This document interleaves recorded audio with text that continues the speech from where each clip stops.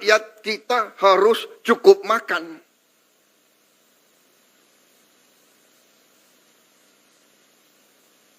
Sebelum melanjutkan menonton video ini, silakan subscribe channel ini karena setiap bulannya kami akan berikan bonus pulsa sebesar Rp100.000 jika channel ini sudah mencapai 100.000 subscriber. Kesempatan kali ini saya ucapkan terima kasih kepada Kepala Bappenas dan seluruh jajarannya serta seluruh gubernur dan kepala Badan Perencanaan Daerah, pembangunan daerah yang telah bekerja keras menyusun dan menghasilkan rencana pembangunan jangka menengah ini. Saudara-saudara sekalian, dalam hidup bernegara ada beberapa filosofi bernegara yang bermuara kepada faham ekonomi. Ada faham yang sangat kuat di negara-negara barat tadinya, yaitu yang berpendapat bahwa suatu pembangunan ekonomi tidak perlu direncanakan, bahkan tidak boleh direncanakan. Mereka menganut pemikiran yang disebut neoliberal sekarang, bahwa yang mendorong ekonomi adalah pasar.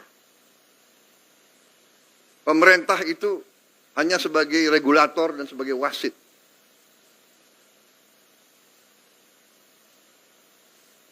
Bangsa Indonesia dalam Undang-Undang Dasar 1945, pendiri-pendiri bangsa Indonesia tidak menghanut faham itu. Pendiri-pendiri negara ini menghanut faham bahwa perekonomian disusun atas dasar azas kekeluargaan.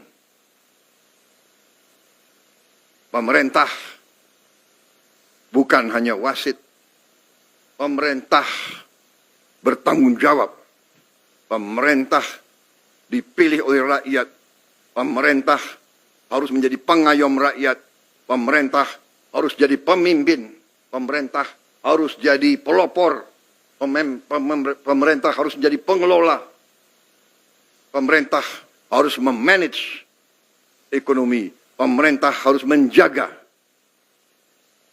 segala kekayaan bangsa Indonesia.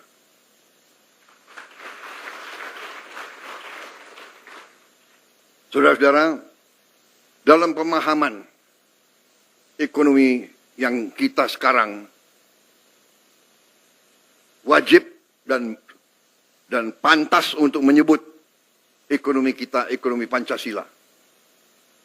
Bahwa ekonomi Pancasila itu adalah penggabungan antara yang terbaik dari pemahaman pasar bebas, kapitalisme, yang terbaik dari ekonomi yang direncanakan, planned economy. Itu Pancasila. Antara pasar bebas dan antara ekonomi yang direncanakan. Bahwa Presiden pertama membuat rencana pembangunan semesta 8 tahun. Kemudian Presiden kedua melanjutkan dengan rencana pembangunan 5 tahun. Bahwa kita berdiri di gedung ini, gedung Bappenas, ini mengingatkan kita bahwa ekonomi kita harus kita berpegang teguh.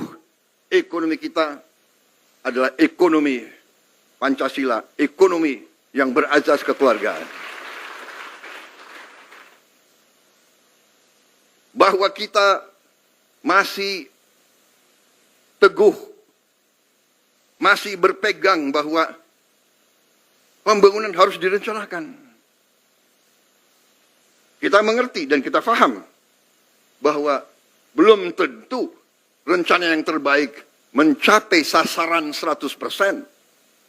Tetapi azas kehidupan bernegara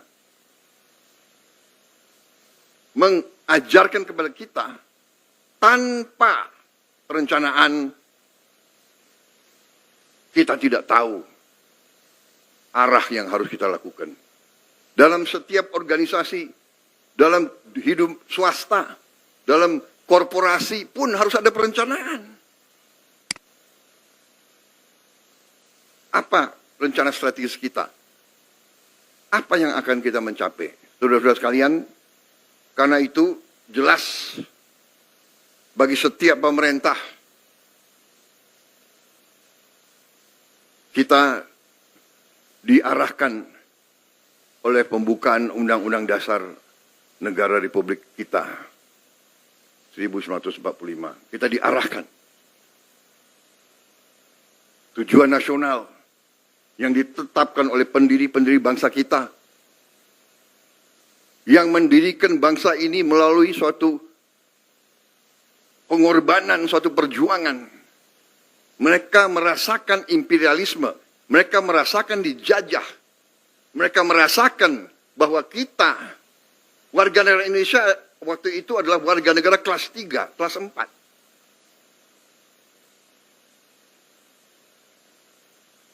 Tujuan nasional pertama, azas perlindungan, melindungi segenap bangsa Indonesia dan seluruh tumpah darah Indonesia. Melindungi. Saya disumpah, Saudara Wakil Presiden disumpah untuk menjaga, menjalankan Undang-Undang Dasar.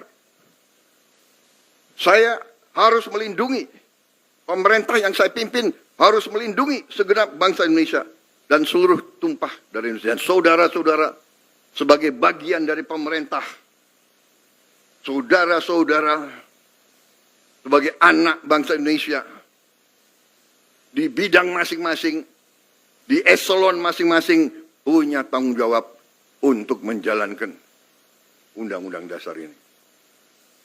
Kita harus melindungi rakyat kita. Melindungi dalam arti yang lengkap, dalam arti komprehensif, dalam arti yang menyeluruh. Melindungi secara fisik. Melindungi secara fisik artinya rakyat kita harus cukup makan.